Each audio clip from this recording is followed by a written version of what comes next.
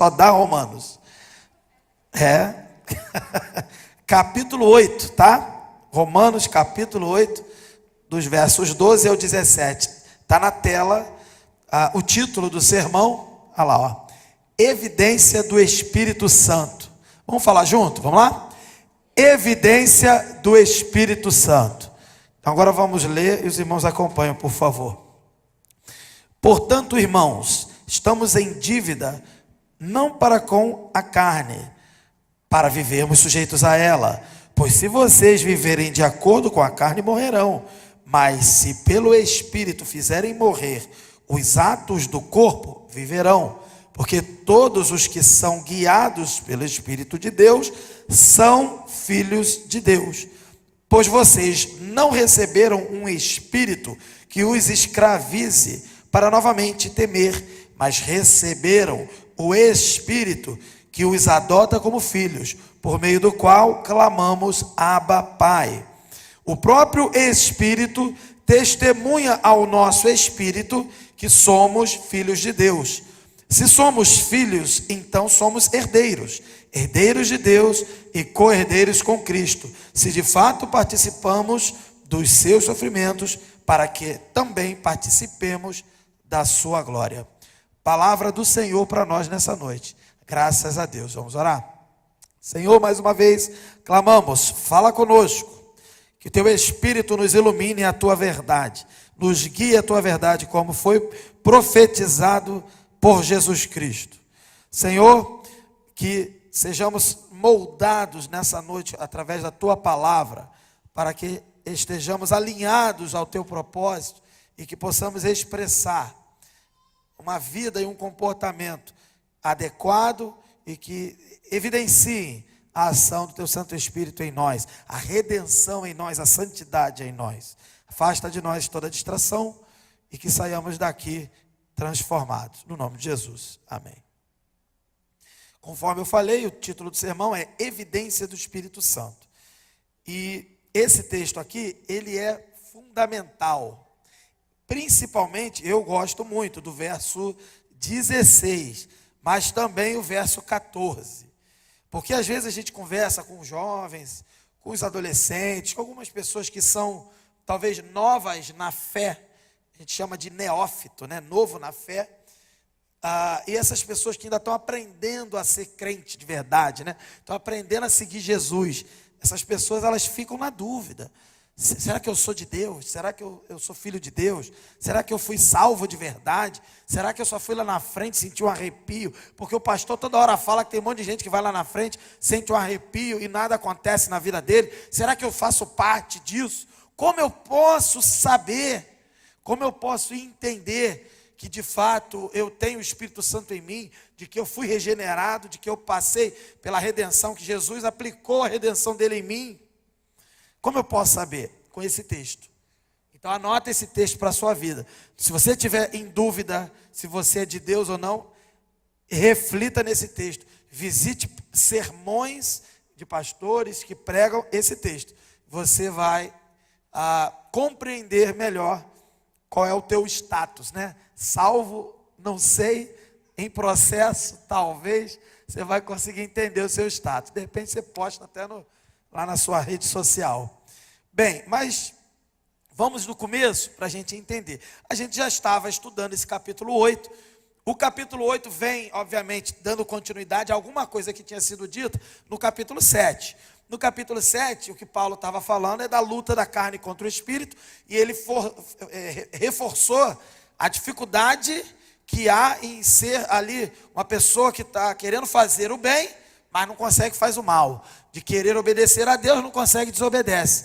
E aí a gente conversou sobre isso e falou que quem está nessa luta, que quem realmente se incomoda com isso, e chega ao ponto de fazer igual Paulo, quem me livrará do corpo dessa morte? Essa pessoa é crente, essa pessoa é serva de Deus, que quer fazer o bem, mas está na luta da carne ali, que está tentando puxar ele, né?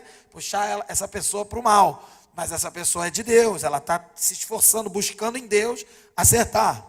Aí no capítulo 8, Paulo vai começar o capítulo dizendo assim: você que é crente, que está nessa luta, portanto, não há condenação para os que estão em Cristo Jesus. Aí você já fica, poxa, eu estou em Cristo, eu estou lutando, mas eu estou em Cristo. Aí já dá um alívio, já dá um consolo, já dá até uma confiança. E aí esse capítulo começa a mostrar como é então a vida de quem tem o Espírito. Por mais que esteja em luta, essa pessoa tem vitória. Vitória contra o pecado. A lei do pecado não opera na vida dessa pessoa. O pecado pode até estar presente, porque o pecado está presente no universo. Não é verdade, irmãos? Não está presente no universo? A gente já estudou sobre isso. E pelo fato do pecado estar presente no universo, ele está presente no ser humano, que faz parte desse contexto do universo, na carne do ser humano. Mas nós também temos o Espírito. Então Paulo vai falar nesse capítulo que nós temos o Espírito para nos dar vitória, para nos dar condições de vencer. Na semana passada, a gente falou alguma coisa sobre o Espírito. Eu vou até, me permita voltar, só para a gente dar uma relembrada. Deixa eu abrir minha Bíblia aqui, que eu estava no meu sermão prontinho, bonitinho, mas vou voltar aqui na Bíblia, em Romanos 8, antes, um pouquinho, 11, ele diz assim, ele vai falar, quem é dominado pela carne não pode agradar a Deus. A gente falou sobre isso. Aí no capítulo 10, mas se Cristo está em vocês, o corpo está morto. Quer dizer, o corpo está morto no sentido que ele tem o pecado, mas ele não tem o controle sobre você. É você que tem o controle. Entretanto, o Espírito está vivo por causa da justiça. Aí no verso 11, que é anterior, que a gente vai começar a falar agora, agora se o Espírito daquele que ressuscitou Jesus dentre os mortos habita em vocês, quer dizer, então vocês são de Deus, se realmente o Espírito está em vocês, aquele que ressuscitou Cristo dentre os mortos também dará vida ao corpo mortal de vocês, por causa do Espírito dele que habita em vocês. Então ele está falando de vida, de vitória contra o pecado e da vitória final no último dia, em que teremos um corpo glorificado. Ele está falando do que a gente cantou, a gente leu o Apocalipse, eis que faço novas as coisas, eis que faço novas, todas as coisas, agora sim. E a gente leu isso, cantou isso, não é isso? A gente cantou que tudo novo para lá, tudo novo para cá, Jesus, tu fazes tudo novo.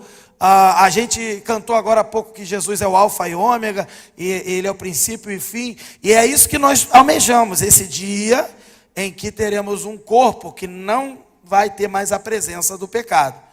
Mas enquanto isso não acontece, nós estamos numa luta em que o Espírito que habita em nós nos dá vitória. Amém? Você crê nisso? Ou está derrotado? Já foi derrotado pelo sono, inclusive, né? Amém, irmão? Acordou. Então vamos lá. Então, o primeiro tópico que eu queria conversar com você, põe na tela, por favor, são os dois primeiros versículos que a gente leu, o 12 e o 13. A nova obrigação, viver pelo Espírito. Se o Espírito está conosco, se o Espírito habita em nós e nos ajuda nessa luta contra o pecado, então nós temos capacidade, percebe? E se temos capacidade que vem do Espírito, temos uma obrigação de viver de acordo com o Espírito que está na gente. Não faz sentido você dizer que tem o Espírito dentro de você e não viver de acordo com o que esse Espírito fala. Provavelmente é porque tu não tem Espírito coisa nenhuma, tu está viajando na maionese. Porque quem tem Espírito, o Espírito de Deus dentro de si, essa pessoa, ela ouve o Espírito. Como que eu ouço o Espírito? É uma voz do além? Não, meu irmão. Não, é a palavra de Deus. Quando você lê, e um entendimento de obedecer aquela palavra, e uma vontade e capacidade de fazer isso, que é maior do que a outra vontade da carne de fazer a coisa errada. Deu para entender? Beleza. Então, vamos lá o versículo. Portanto, irmãos, estamos em dívida. Em dívida por quê? Porque agora temos o Espírito. Então, qual é o nosso dever? Já que é dívida, qual é o nosso dever, a nossa obrigação? Viver de acordo com esse Espírito. Estão entendendo? Não temos uma dívida com a carne, porque se tivéssemos uma dívida com a carne, a gente tinha que seguir a lei da carne, que é o pecado. A gente não está mais preso a isso. A gente está preso a outra lei agora, a lei do Espírito, a lei da justiça, que Paulo falou. Então nós temos um dever de seguir o padrão do Espírito. É isso que Paulo está falando aqui. Então uma nova obrigação. E no outro verso, ele vai dizer assim, pois se vocês viverem, o verso 13, de acordo com a carne, morrerão, obviamente, a gente já sabe disso.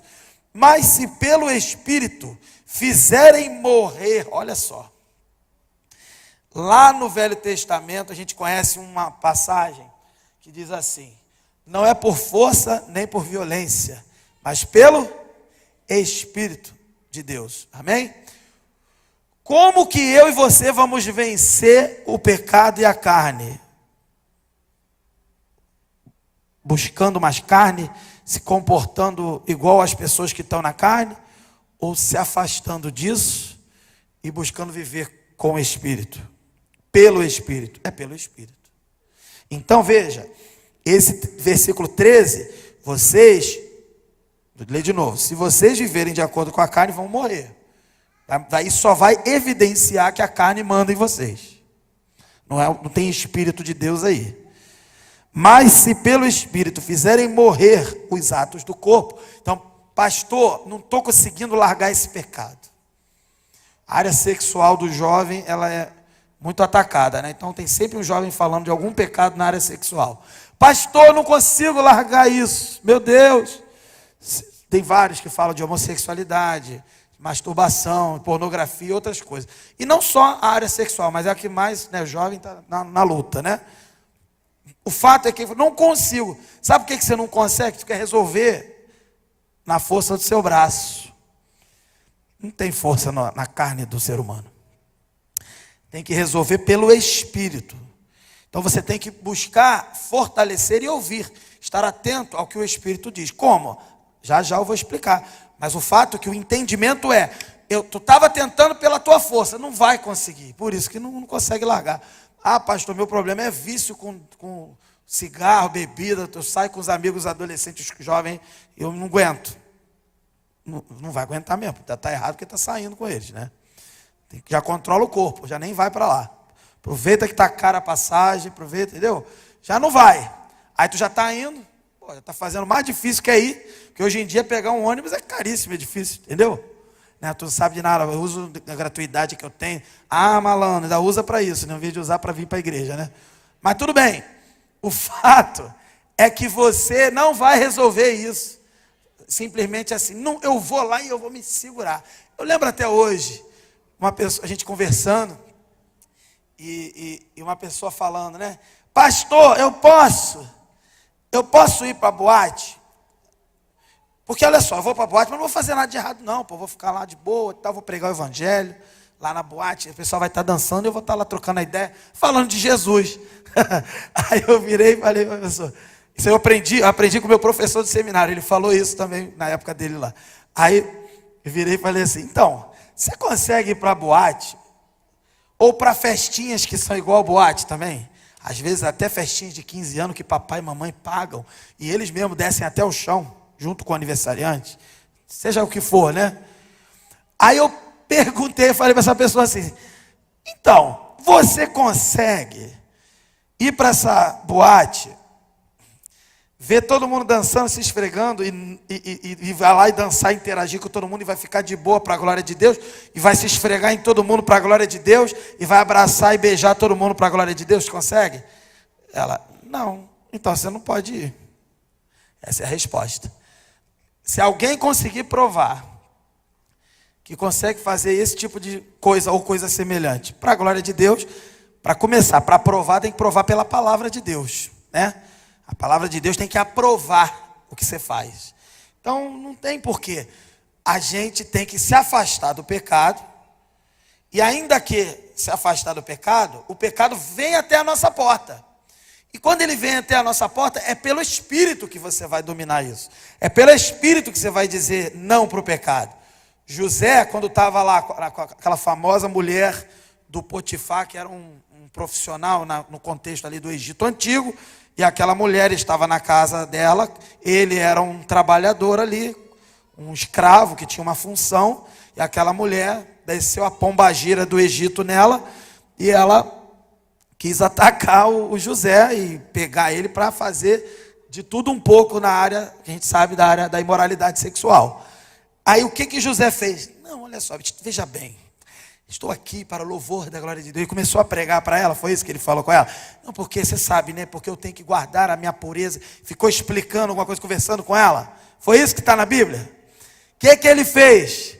Igual o pastor Carlos fala assim, saiu vazado. Pastor Carla, ele vazou e caiu fora, entendeu? Saiu correndo e a mulher estava querendo tanto que segurou. E segurou a roupa dele, que era uma capa, sei lá o que era, e aquilo ficou na mão dela, e ela ficou sem argumento. Aí ela aproveitou aquilo ali para dizer que tinha sido o contrário. Uma das fake news aí do passado, né? Aí ela já criou uma fake news e ele foi preso por ser fiel a Deus. Olha que bênção, que testemunho maravilhoso. Meus irmãos, eu fui fiel a Deus e Deus me deixou ser preso. Aleluia, você pode dar uma glória a Deus? Aí todo mundo, porra, mas foi isso que aconteceu com ele. Você acha que é o quê? Servir a Deus é só vitória. Só vitória na glória. Porque aqui na guerra tem derrota. Servir a Deus você perde aos olhos dos homens, mas aos olhos de Deus você sempre ganha. Amém? Ele foi colocado como escravo por causa dessa situação. Depois, Deus honrou a fidelidade dele e levou ele para ser o segundo no comando do Egito. Criaram um cargo de um vice, qualquer coisa, governador, vice-faraó. Só para ele poder governar o Egito junto com o faraó. Claro que tinha um propósito, não vou entrar nesse mérito. Depois isso tudo culminou em Moisés. E depois de Moisés veio o povo de Deus até chegar em Jesus. Mas o fato é que aquele jovem foi fiel a Deus de uma forma bem enérgica. Ele não ficou trocando ideia com Satanás. Ele não ficou explicando, pregando. Não, porque meu namoro é missionário. Aí eu estou namorando uma menina que é toda errada. Porque eu tenho certeza que Deus vai converter ela. Não vai nada, essa menina vai te agarrar, vai engravidar com você e tu vai ter um problema. É isso que vai acontecer. E você não vai aguentar. É isso que vai acontecer, entendeu? Então, assim, guardado essas proporções, o que Paulo está dizendo aqui é que a gente tem que, obviamente, se afastar do pecado, mas no poder do Espírito. Amém, irmão? Amém? Então tá legal. Por que você acha que José conseguiu lá no Egito vencer? Porque ele estava ligado com Deus. Porque ele estava em comunhão com Deus, ele estava forte espiritualmente, ele não estava fraco. Deu para entender? Por que você acha que alguém na Bíblia consegue ser fiel a Deus? Porque ele é bonzão? A Bíblia mostra que todo mundo é bonzão, só tu que é ruim, é isso? A Bíblia mostra que todo mundo é ruim, pecador. A Bíblia fala que todos pecaram e destituídos estão na glória de Deus. Não tem um que não pecou. A Bíblia mostra que os homens de Deus tinham seus pecados, não tinham? Sim ou não? E como é que eles venciam? Porque eles, mesmo com as mazelas deles, eles tinham momentos que eles se entregavam para Deus. E ali eles eram fortalecidos ao ponto de vencer. Então o que Paulo está falando não é diferente do que já se sabia do Velho Testamento. E essa história toda maravilhosa não é diferente para você hoje. Não adianta você falar, eu hoje vou conseguir. Eu não vou pecar. Já pecou, nem viu. Entendeu? Nem viu. Para você dizer não para o pecado, você precisa dizer sim para Deus, sim para o Espírito Santo. Não é só acordar com aquele conto de fada da Branca de Neve. Bom dia, Espírito Santo, aleluia. Não, não é isso. Não é isso, porque também essa fantasia também não existe. Tu nem quer falar com o Espírito Santo. É com a cara emburrada, com a cara cheia de remela, do jeito que der, caindo da cama. Mas eu vou buscar Deus em primeiro lugar. Porque Ele vai me fortalecer. E aí Ele vai trabalhando em você, vai te fazendo, perceber mais, gostar mais, sentir mais vontade de estar com Ele. E menos vontade de estar com o pecado. É uma coisa gradual, gradativa, mas você precisa ir no lugar certo. Se eu estou doente, eu vou no médico. Não é verdade, irmão? Tem gente que não. Tem gente que está doente, vai no pedreiro, vai no engenheiro, vai dar certo? Não vai. Então, a solução para o pecado não é você. É Deus. Através do Espírito Santo que Ele confiou essa missão. O Espírito Santo que habita em você. E o Espírito Santo, segundo Jesus disse, te guia a toda a verdade. E a verdade que é Jesus, e também é a palavra de Deus. Então, se é Jesus e é a palavra de Deus, aonde o Espírito Santo vai te levar? Vai te levar para um monte de zoeira da vida? Não, ele vai te levar para te colocar de frente com a palavra de Deus. E ali você vai ser abastecido espiritualmente. E vai até aprender a orar. Porque a gente não sabe orar. A gente não sabe orar. Tem gente que quer orar sem ter conteúdo. Não é conteúdo intelectual não, meu irmão. É conteúdo espiritual, que só se absorve esse conteúdo na palavra. Deus só ouve a oração que tem o conteúdo que Ele aprova. Se você ficar pedindo qualquer coisa da tua cabeça, vai ter um monte de coisa que Deus não vai ouvir, não vai te dar. Porque a Bíblia reprova essa oração. Reprova o que você está pedindo, reprova o que você está falando.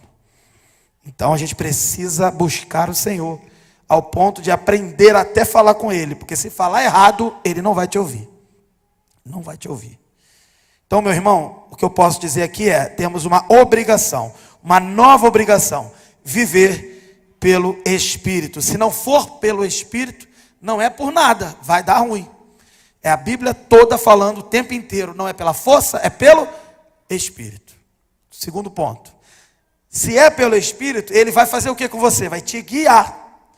Então nós somos guiados pelo Espírito. Quando você é guiado pelo Espírito, isso é uma evidência, que é um ponto central do nosso sermão, do nosso título. É uma evidência de que você foi o quê? Adotado. É o que está escrito aí. Vamos ver? Vamos ver? Verso 14. Porque todos os que são guiados pelo Espírito de Deus são o quê? Filhos de Deus. Como que você é filho de Deus? Pastor, eu sabia que pensava, quando eu estava na rua aí, todo mundo fala assim, todo mundo é filho de Deus. É mentira. Não está na Bíblia isso. Todo mundo é criatura de Deus. Quem é filho de Deus? Quem? Quer ver quem? Vamos abrir João. Para você lembrar quem é filho de Deus, para você ver que Paulo não está falando besteira, não. Paulo não está com esse texto na Bíblia porque ele inventou da cabeça dele, não. Vamos abrir João, capítulo 1. Cadê minha Bíblia? Estava aqui, sumiu. Tiraram o João da minha Bíblia, hein? Deixa eu botar aqui. João, aqui. João, capítulo 1. Aquele texto conhecido, no princípio era a palavra, o verbo, né? E a palavra estava com Deus, né? E a palavra era Deus. Está falando de Jesus. Aquele que era a palavra estava com Deus no princípio. Todas as coisas foram feitas por intermédio dele, sem ele nada do que existe teria sido feito. Nele estava a vida e esta era a luz dos homens, Jesus. A luz brilha nas trevas e as trevas não a derrotaram. Aleluia, isso aqui é Jesus. Glória a Deus. Aí vai falar de João Batista, aí vai passar um pouquinho, e aí continua. Aquele que é a palavra, verso 10, estava no mundo e o mundo foi feito por intermédio dele, mas o mundo não o conheceu. Veio para o que era seu, mas os seus não receberam. Aí vem o verso 12. Vou repetir o 11. Veio para o que era seu, mas os seus não receberam. Aí vem o 12. Contudo, há uma adversativa aí. Entretanto, apesar de não terem recebido, olha só, aos que o receberam, aos que creram no seu nome. Aí eu pergunto, sem continuar para ver o final. Espera o final, para o final do filme. Até aqui, aos que o receberam, aos que creram no seu nome. Você recebeu Jesus? Amém? Você creu no nome de Jesus? Amém? Então está falando de quem? De você, de nós. Amém? Aos que o receberam, aos que creram no seu nome, deu-lhes a autoridade. Então vocês têm o quê? Autoridade. De quê? Ou poder, em outra tradução. Poder também. De se tornarem filhos de Deus. Se é aos que creram e receberam que tem esse poder, essa autoridade para se tornar filho de Deus, significa que quem não creu, não recebeu, não quer, não é filho de Deus, não é verdade? Não é. E por isso que Jesus, em João 3, conversando lá com Nicodemos e tendo vários momentos ali naquele capítulo, ele vai dizer que quem crê no Filho será salvo, e quem não crê já está condenado. Não é filho de Deus. Então quem é filho de Deus? Quem creu em Jesus. Quem creu no nome dele. Amém? Então quando Paulo chega aqui e fala assim, porque todos os que são guiados pelo Espírito de Deus são filhos de Deus, está deixando claro que quem é filho de Deus é guiado pelo Espírito de Deus, não é todo mundo. Não é o mundo todo, não, o mundo todo, todos pecaram. Quer falar do mundo todo? Até você, inclusive, todos pecaram. Agora, não é todo mundo que é filho de Deus. Quem é filho de Deus? Quem creu no nome de Jesus, quem recebeu Jesus. E aqui, por esse texto de Paulo, versículo 14, por quem é guiado pelo Espírito de Deus. Então, se você, no primeiro ponto, entendeu que você tem uma nova obrigação de viver pelo Espírito, Significa que, já no segundo ponto, você vai viver guiado por esse Espírito, amém? Quem aqui já teve alguma experiência na vida, não precisa contar agora, não dá tempo, mas que você, só levantando a mão para eu saber, você percebeu que foi o Espírito Santo que te guiou? Levanta a mão. Amém. Então a gente não está falando para doido aqui, né? Glória a Deus. Está falando para gente que confia no Espírito Santo, que tem experiência com o Espírito Santo. É Ele que guia você. E quando Ele guia você, isso é uma evidência para você em primeiro lugar. E para quem está vendo que é o Espírito de Deus na sua vida. Uma evidência de que você é filho dele. Amém? Então está na dúvida? Lembra do dia que o Espírito Santo te guiou? Tire a dúvida agora. Você é filho de Deus, porque o Espírito Santo te guia. Amém? Glória a Deus. Terceiro ponto. Quando nós somos guiados pelo Filho de Deus e entendemos que somos filhos de Deus, nós temos essa segurança de que fomos adotados como filhos. Segurança da adoção, ao ponto da gente falar com Deus com intimidade, como está no texto, Abba Pai, ou seja, paizinho, ou uma linguagem bem carinhosa e íntima, né? Papai, paizinho, coisa desse tipo. Então vou ver o texto aqui, verso 15. Pois vocês não receberam um espírito. Repare a palavra espírito aí. Maiúsculo ou minúsculo que está, para te ajudar na interpretação. Está maiúsculo ou minúsculo? Na minha está minúsculo, na tua está como? Esse espírito aí. Pois vocês não receberam um espírito. Aí está minúsculo. Está falando do seu espírito humano, ok? Minúsculo. Que os escravize para novamente temer. Então vocês não receberam o espírito humano, que vai escravizar você no pecado para novamente temer. Mas receberam agora maiúsculo, o Espírito de Deus. Amém? Perceberam? Que os adota. Quem adota? O Espírito de Deus. Espírito Santo. Que os adota como filhos. Por meio do qual clamamos, chamamos Abba Pai. Então, o Espírito Santo guiando você. Você que recebeu o Espírito de Deus, você agora é adotado por esse Espírito para ter intimidade com Deus. Por isso que Hebreus vai dizer assim, depois de tanta coisa de Hebreus vai dizer assim, portanto, entremos com ousadia no Santo dos Santos. O pessoal dos neopentecostais viaja um pouco. Estou falando dos pentecostais, estou falando dos neopentecostais. Ah, pastor, não sei quem são. Também não vou contar agora, não dá tempo. Mas assim, os neopentecostais, que eu já tive contato com eles, viajam um pouco. Quando lê esse tipo de texto, entrar no Santo dos Santos com ousadia. Aí os caras entram cantando, marchando. Vamos entrar no Santo dos Santos. Tem nada disso. Entrar no Santo dos Santos com ousadia é isso aqui, Abba Pai. É você ser adotado como filho e ter intimidade com o seu pai. Mas como é que se lida com um pai? Com desrespeito? Falta de reverência? Com gratidão? Com intimidade, porque ele é seu pai? Mas com gratidão. Até porque, inclusive, nós fomos adotados. Não é verdade?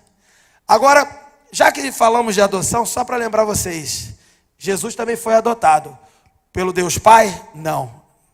Nós somos adotados por Deus Pai. Jesus foi adotado por quem? Por nenhum Deus, por um homem que era o pai dele na terra. Quem?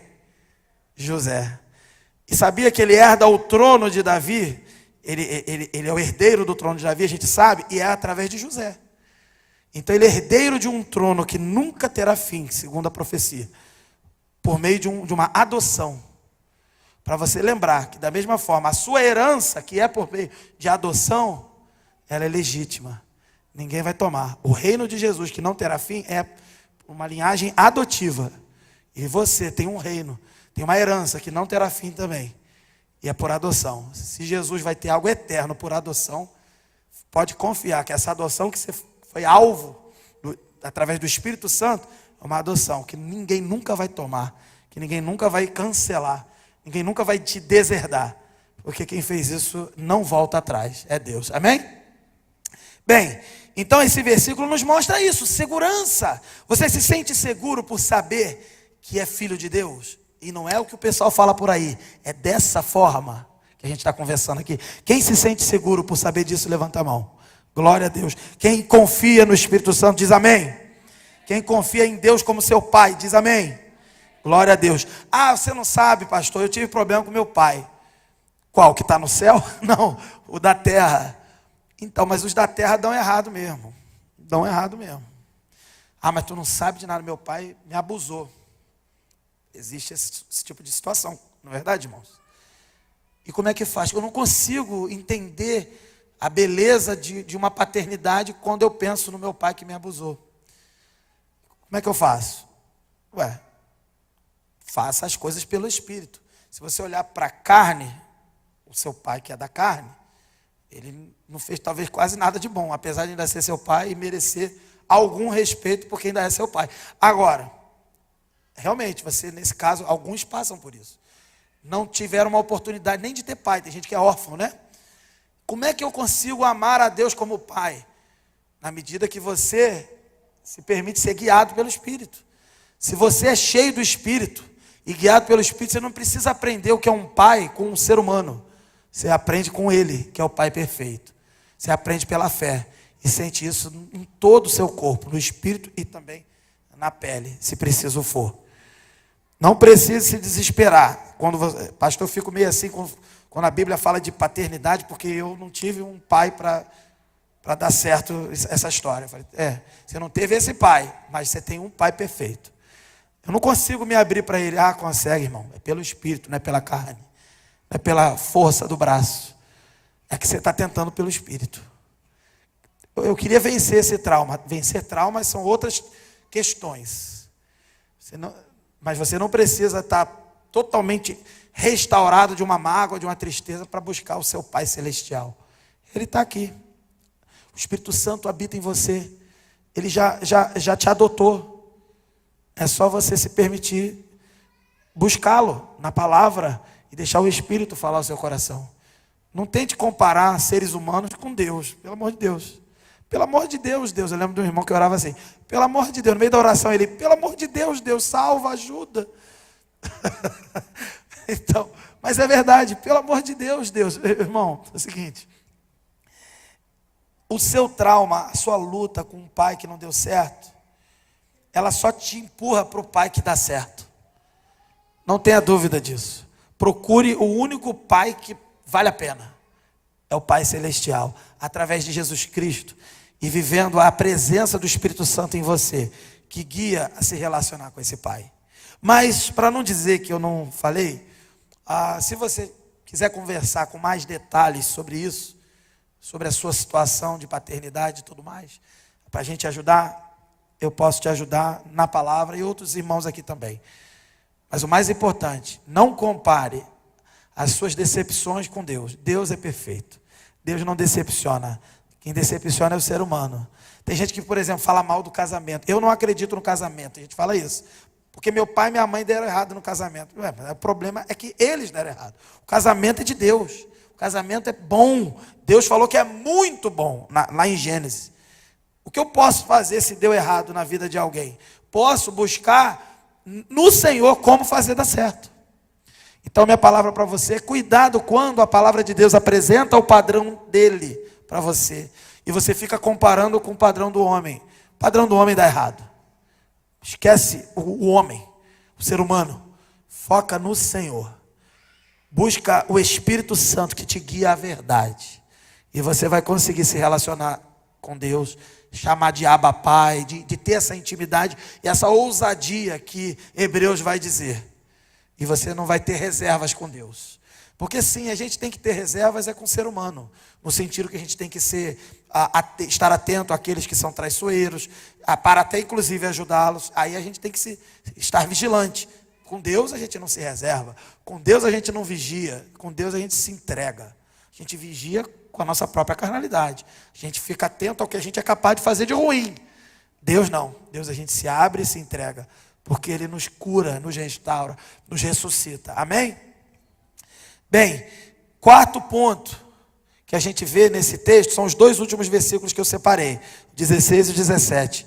Também é para tirar aquela dúvida se você é filho de Deus ou não, se você é de Deus ou não. Há um testemunho no seu interior, interno, do Espírito Santo. Vamos ver? Primeiro 16. Esse então guarda para você. Esse aqui, junto com 14, tira a dúvida. Quer saber se tu é crente? Vai para esse texto aqui. olha só um parêntese, não é para você saber se o outro é crente. Você não foi chamado aqui para ser investigador da capacidade de fé do outro, entendeu? A Bíblia até fala que pelos frutos conhecereis a árvore, não é verdade?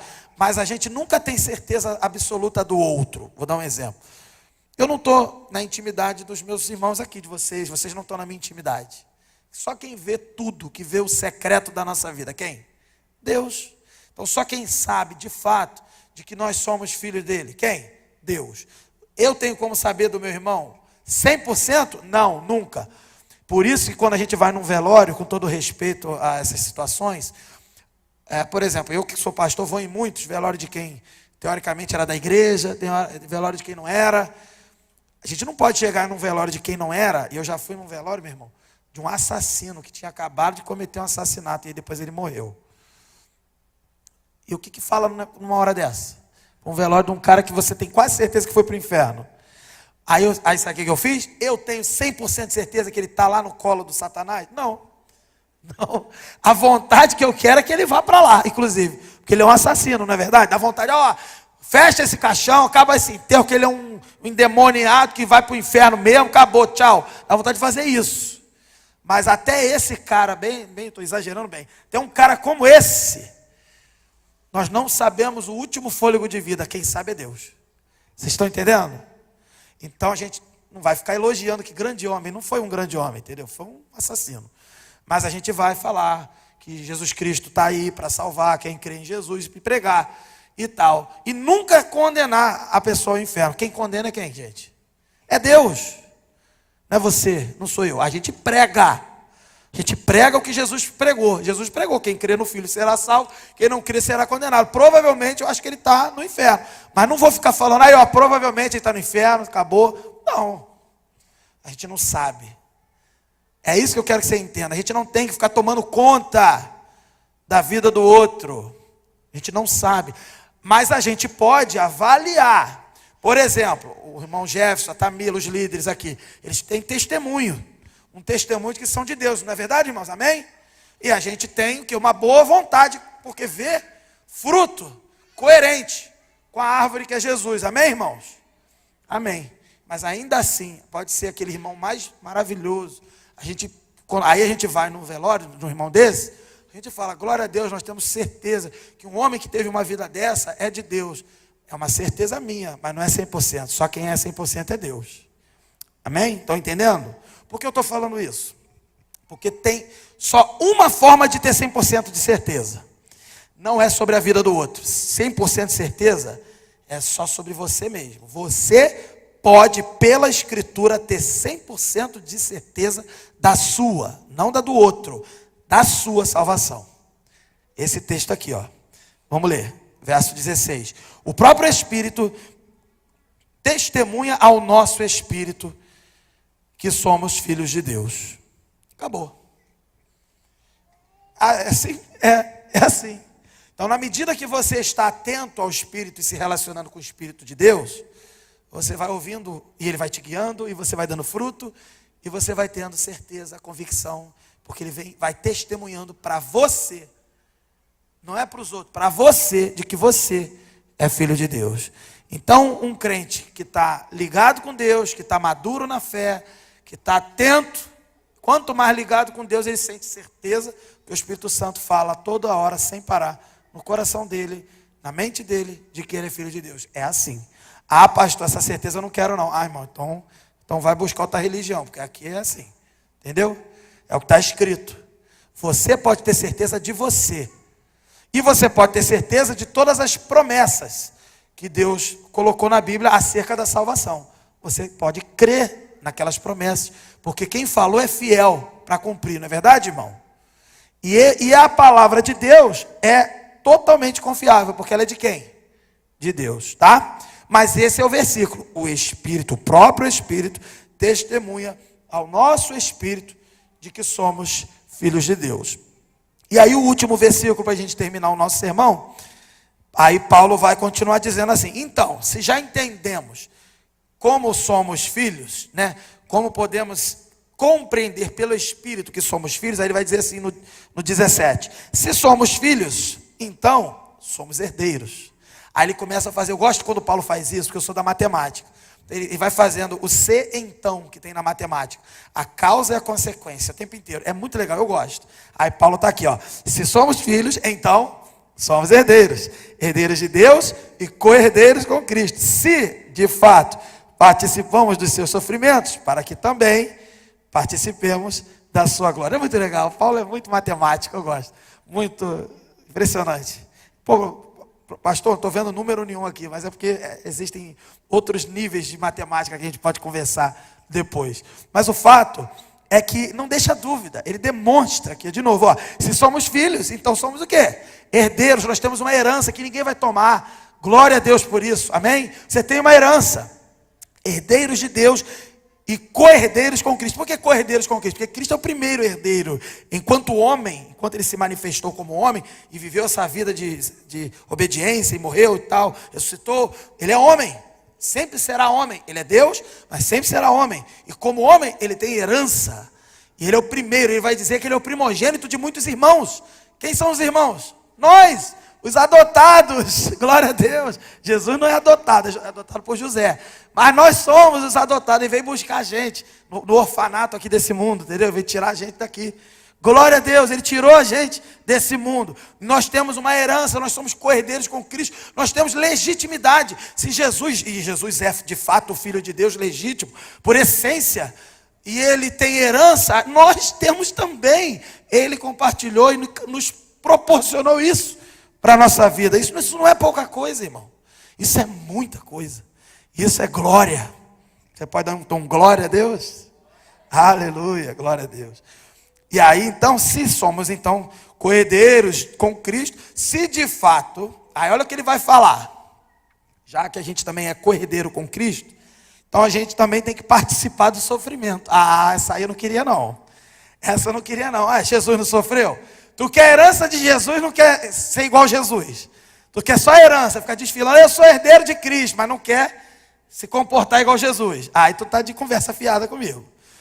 Se você quer ser igual Jesus, ter, entre aspas, ter as bênçãos espirituais, os direitos, entre aspas, de que Jesus adquiriu, você precisa viver como Jesus, não é verdade, irmão? Para conquistar, não, porque já foi conquistado. Não é para conquistar, mas é para tomar posse.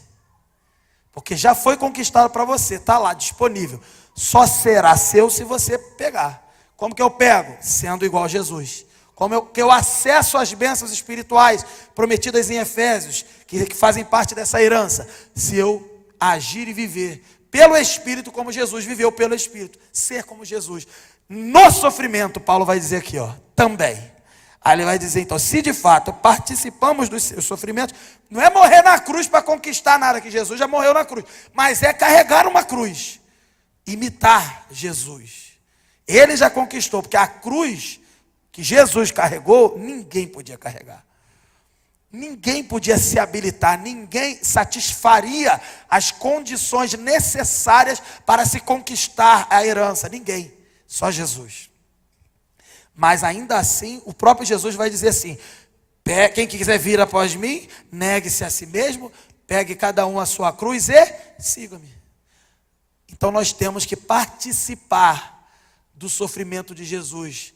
E assim nós acessamos as benesses, as heranças, a herança, as bênçãos espirituais que já foram conquistadas por Jesus na cruz. Amém? Eu ouvi um amém? Eu ouvi um glória a Deus? Olha, hoje eu estou pentecostal, aleluia. E aí ele diz assim, então se participamos do seu sofrimento, temos que participar, se de fato participamos dos seus sofrimentos, para que também participemos do quê? Das bênçãos, da sua glória.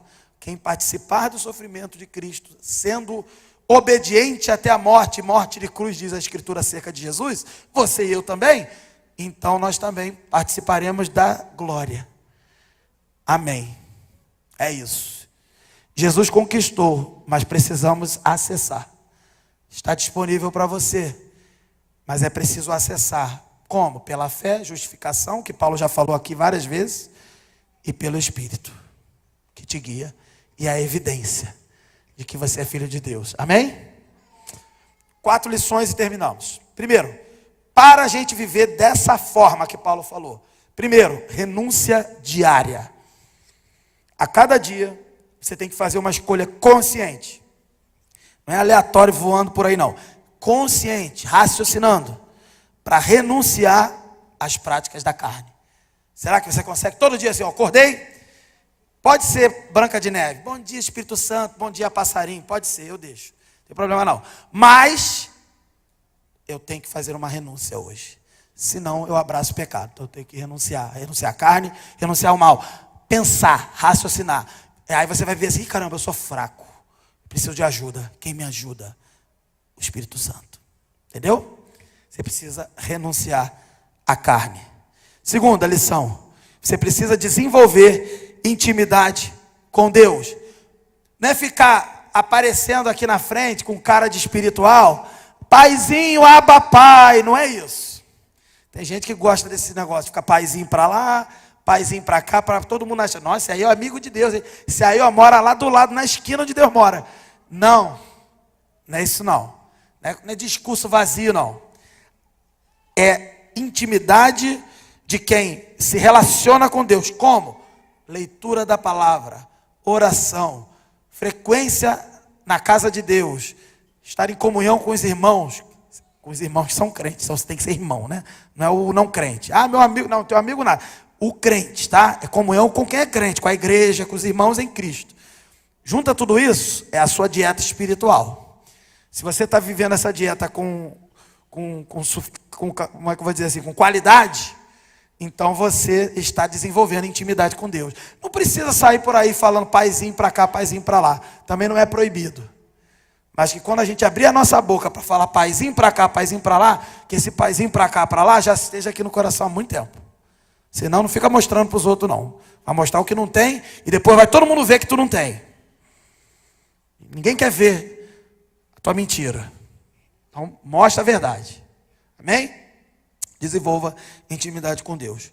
Terceiro, confiança na filiação. Você de fato é filho de Deus, porque o Espírito Santo está com você, habita em você, testemunha em você. Você é uma evidência do Espírito Santo, na medida que você é guiado por Ele. Então confie nisso. Ah, eu tenho que confiar nisso? Tenho. Vai confiar em quê? Na tia Cotinha? Ah, mamãe, me conta aí, mamãe, como é que eu nasci? Ah, mamãe, será que eu sou de Deus? Ah, meu filho, claro que você vai confiar na mamãe. A mamãe te ama, eu sei. Mas a mesma mamãe que te ama é pecadora igual você. E se ela não tiver com o Espírito Santo, ela vai para o inferno. E se você não tiver também, você vai para o inferno. A salvação, quem garante não é tua mamãe e teu papai, não. Salvação individual. Quem vai garantir é o Espírito Santo com você. A responsabilidade é sua e o Espírito Santo está disponível para você. Amém? E quarto, vida guiada pelo Espírito. Nós falamos já que quando você é guiado pelo Espírito, você é uma evidência, tem essa evidência da salvação, de ser filho de Deus, de ser de Deus. Então aprenda a identificar e seguir a liderança do Espírito. O Espírito fala. Apocalipse vai dizer, o Espírito e a noiva dizem, vem para o fim dos tempos. O Espírito Santo fala o tempo inteiro. Está falando aqui. Eu queria que fosse o quê? Uma bola de fogo? Às vezes ele até usa uma bola de fogo. Dificilmente. A maioria dessas bolas de fogo, o cara está doidão, não tem nada a ver. Mas se ele quiser usar uma bola de fogo, ele vai usar. Se ele quiser usar um raio laser, ele vai usar. Mas o meio ordinário que ele usa é a palavra dele. Ele está falando aqui. Por quê? Porque eu estou aqui na frente, que eu sou bonzão? Não, porque a palavra está aberta e o Espírito Santo fala. E quem tem ouvidos, ouça o que o Espírito diz às igrejas. Amém? Quando você abrir a Bíblia, você não precisa de pastor para isso, né? Deus estabeleceu pastor para organizar a igreja e o pastor cuida de você também. Mas você não precisa de pastor para se chegar a Deus. Você é sacerdote de si mesmo, sabia disso? Porque você está ligado ao sumo sacerdote, que é Jesus. Você não precisa de um pastor sendo sacerdote, um padre, não. Você precisa de Jesus e você já tem Ele. E por causa do sumo sacerdote, o Espírito Santo está com você. Abra a Bíblia e é o Espírito que vai falar. Amém? E por último, tudo isso, vivendo uma vida coerente, é preciso ter um olhar para a glória futura. É preciso entender, eu vou passar por sofrimentos, porque todos passam, uns de uma forma, outros de outra forma. Uns vão parecer que estão passando menos, outros vão parecer que estão passando mais, mas todo mundo passa por lutas e sofrimentos. E é preciso então, quem é guiado pelo Espírito, quem tem a evidência do Espírito Santo, nessa hora, ele pode até falar: ai, está doendo, ai, estou com medo, ai, está incomodando. Mas ele não recua, porque ele sabe para onde ele vai. Ele não abandona a fé, ele não retrocede na caminhada, porque ele olha para a glória futura. Ele fala assim: eu vou participar do sofrimento de Jesus, porque fazendo isso, eu estou acessando também a herança e o refrigério e a glória que Jesus também conquistou. Não vou andar para trás, não ande para trás. Eu sei que o sofrimento pega todo mundo. Eu sei até que o jovem, o adolescente, ele passa por lutas. Uns passam por coisas gravíssimas, é verdade. Outros passam por coisas normais da vida. Mas eu entendo você não é mais velho, você ainda é novo. E essa situação que você está passando, se eu olhar, eu vou achar bobo. Eu já passei, isso é tranquilo, porque eu já passei por isso. Mas eu queria dizer que eu entendo que você está na idade de sentir dificuldade com isso. É como um filho, por exemplo, meu filho Benito mais novo tem 5 anos. Ele não tem a força de um adulto. Ele não tem a capacidade que um adulto tem. Então, obviamente que o sofrimento no contexto dele pode ser muito doloroso para ele. Eu olhar e falar: isso é bobo. Mas para ele dói. Então eu quero dizer que Deus entende o seu momento, enquanto adolescente, enquanto jovem. Eu entendo também que eu tenho aprendido com vocês, inclusive, que para você está doendo. Para mim eu vou ficar achando que bobeira, mas está doendo.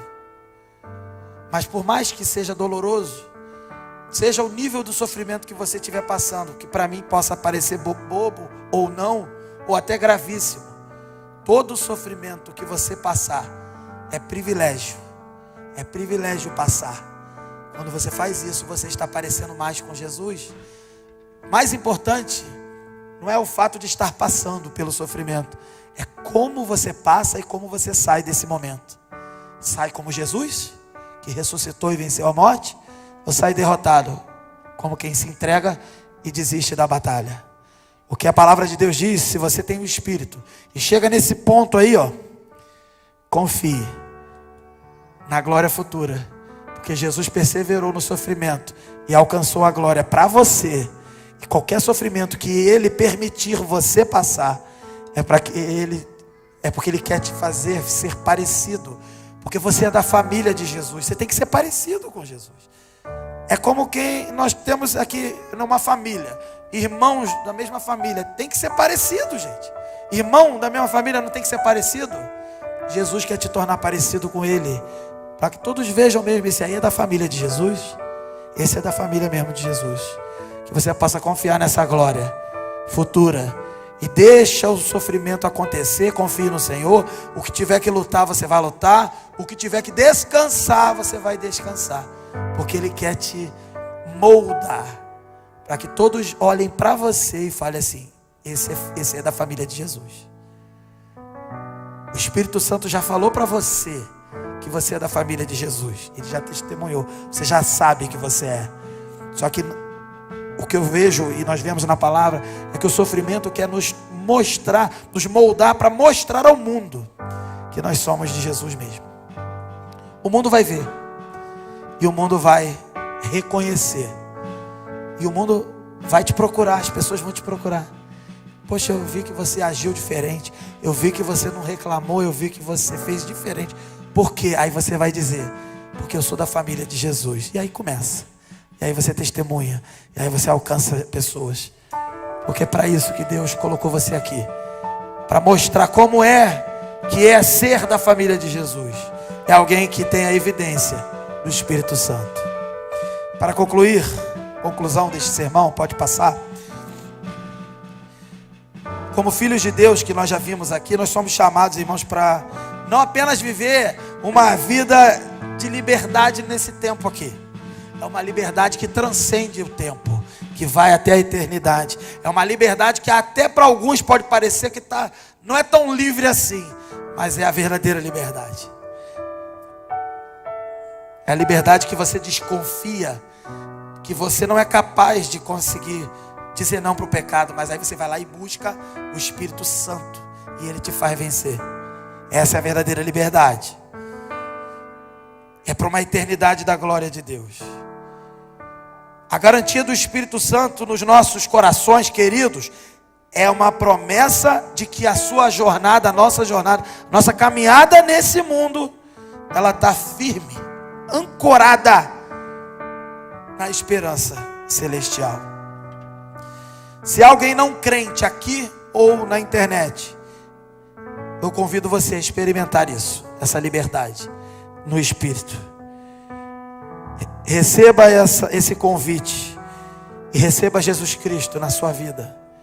Creia nele e seja liberto e venha fazer parte da família de Jesus. Para você que é cristão, a maioria que é, obviamente, você não se esqueça do seu chamado. Seu chamado não é só para quem é missionário lá na África. Não.